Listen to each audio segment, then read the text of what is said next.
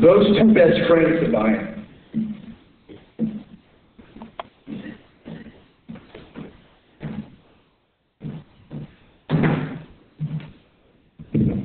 they helped me write some hit songs. Yeah?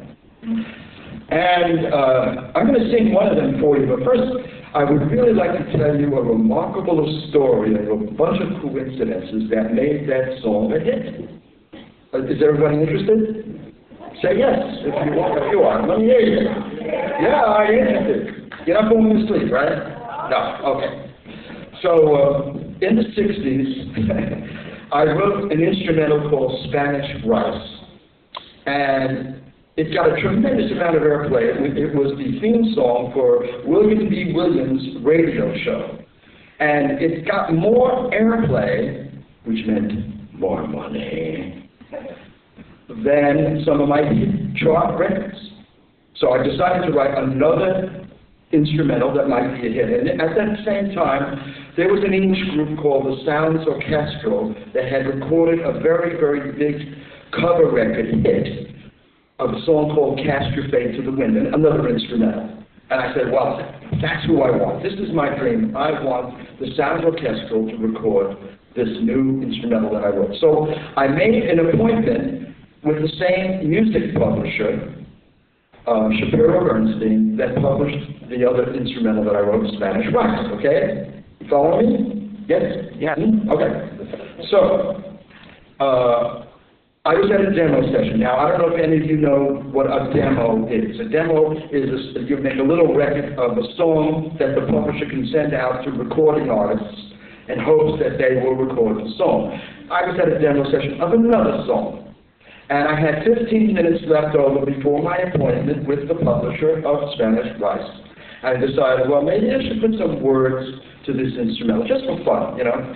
So, how would I get an idea for, you know, writing the words? Well, back in Brooklyn, back in Brooklyn, when I was 12 years old, a bunch of me and my buddies, a bunch of me, how do you get a bunch of me? A bunch of my buddies and me, knew this girl that we called Beauty, and she lived above a parking lot.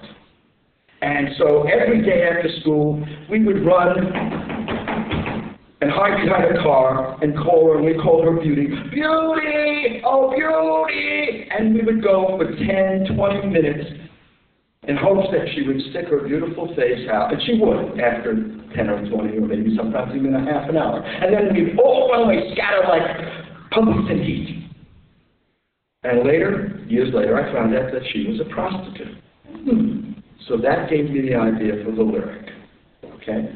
Now, I went to the publisher to play him the instrumental. And he said to me, his name was Ted Cooper, he said, wait a minute, do you have lyrics to that music? I said, yes, but why? Why do you want to? He said, well, because I'm leaving publishing. He wasn't the head, he was just a runner who showed songs. I'm leaving publishing, I'm becoming a record producer, and I'm going to produce a group called the Drifters. Oh, and they were big groups. I said, okay. So then I sang him the song with the lyrics, and he made some suggestions of a change of a word or two, which I did do. And then he said, I'm going to make a really big demo. Remember what I said, a demo of this. And he did, and it cost $700, and for those days, $700 for a demo was a lot of money. And I hated it. And I hadn't signed the contract yet. So I went to the head of the company, his name was Dick Volter, and I said, Mr. Volter, sir, I won't sign the contract unless you give me $100 to do my own demo. And so he gave me $100. So I signed the contract, and I gave him back $5. I brought it in for $95. And when I finished making the demo, and they put them on acetates in those days, I left the studio and I ran into a guy named Gene Pitney. Now, Gene Pitney was a big recording artist, and he was very big in America, and he was also big in England. And he asked me if I had any material for a new album that he was recording, and I said, yes, I do. I have a song about a prostitute. He said, come right up to the office. So he took me right up to the office. And there, his record producer, whose name was Stanley Kahn, who had also been a songwriter and had written his last hit, was a song called Come Tomorrow by a group, an English group called Manfred Mann. Now, I want you to remember this association. Stanley Kahn, Manfred Mann. Okay? Got it? All right. I hope I'm not boring you now. But this is a good story, believe me. Thank you. So, they put the acetate on, and they loved it, and they said, we're recording the song. Okay? That was great. Then, a couple of weeks later, I was actually in California working with Dolores Fuller, who was the original Angora Sweater Girl for Ed Wood. I don't know if you ever saw that horrible movie he made, but they did a movie about him with Johnny Depp. And she was the Angora, she was the real person. And she also wrote songs, and we wrote a couple of songs for Elvis Presley together. And so I was in her house in California when I got a call a couple of weeks later from Mr. Volter, Dick Volter. And he said, Mark, do you want to hear the bad news first or the good news? So I said, well, let me hear the bad news.